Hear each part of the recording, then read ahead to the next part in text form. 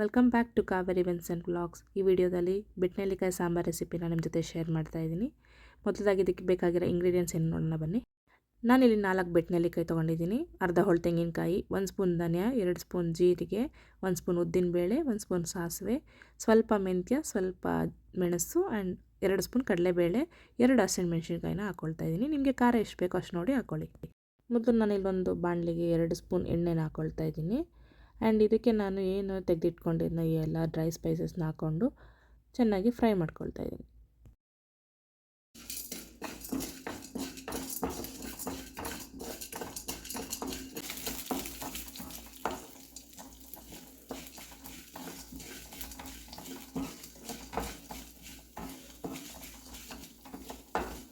ಇದೀಗ ಆಗಿದೆ, ನಾನೀಗ ಗ್ಯಾಸ್ನ ಆಫ್ ಮಾಡ್ತಾಯಿದ್ದೀನಿ.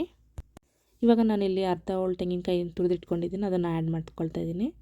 ಆ್ಯಂಡ್ 4 ಬೆಟ್ನೆಲ್ಲಿಕಾಯಿನ ಕಟ್ ಮಾಡಿಟ್ಕೊಂಡಿದ್ದೆ, ಅದನ್ನ ಕೂಡ ಹಾಕ್ಕೊಳ್ತಾ ಇದ್ದೀನಿ.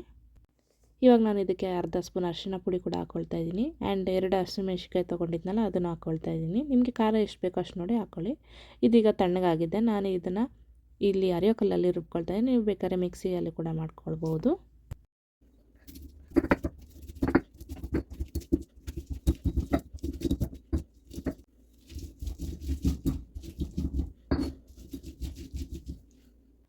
ಈಗಿದ್ದು ರೆಡಿ ಆಗಿದೆ. ನಾನು ಇವಾಗ ಇದನ್ನು ಒಂದು ಬೌಲ್ಗೆ ತೆಗೆದಿಟ್ಕೊಳ್ತೀನಿ.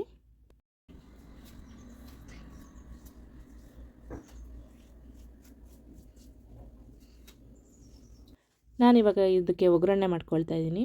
ಮೊದಲದಾಗಿ 2 ಸ್ಪೂನ್ ಎಣ್ಣೆ ಹಾಕ್ಕೊಳ್ತಾ ಇದ್ದೀನಿ. ಇದಕ್ಕೆ ನಾನಿವಾಗ ಸಾಸಿವೆ ಕೂಡ ಹಾಕ್ಕೊಳ್ತಾ ಇದ್ದೀನಿ. ನೀವು ಬೇಕಿದ್ದರೆ ಇಂಗು ಕೂಡ ಆ್ಯಡ್ ಮಾಡ್ಕೊಳ್ಬೋದು. ಆ್ಯಂಡ್ ಈಗ ಕರ್ಬೇವಿನ ಸೊಪ್ಪು ಹಾಕ್ತಾಯಿದ್ದೀನಿ. ಮತ್ತು ನಾನಿಲ್ಲಿ 2 ಒಣಮೆಣ್ಸಿನ್ಕಾಯಿ, ಖಾರದ ಮೆಣಸಿನ್ಕಾಯಿ ಕೂಡ ಹಾಕ್ಕೊಳ್ತಾ ಇದ್ದೀನಿ. ಆ್ಯಂಡ್ ಏನು ರುಬ್ಬಿಟ್ಕೊಂಡಿದ್ನೋ ಅದನ್ನು ಹಾಕ್ಕೊಂಡು ಅದಕ್ಕೆ 2 ಕಪ್ ನೀರು ಹಾಕ್ಕೊಳ್ತಾ ಇದ್ದೀನಿ ನಾನಿಲ್ಲಿ. ಈಗ ನಾನು ಇದಕ್ಕೆ ಉಪ್ಪು ಆ್ಯಡ್ ಮಾಡ್ತಾಯಿದ್ದೀನಿ. ಆ್ಯಂಡ್ ಸ್ವಲ್ಪ ಬೆಲ್ಲ ಕೂಡ ಹಾಕ್ಕೊಳ್ಳಿ, ಟೇಸ್ಟ್ ಚೆನ್ನಾಗಿರುತ್ತೆ.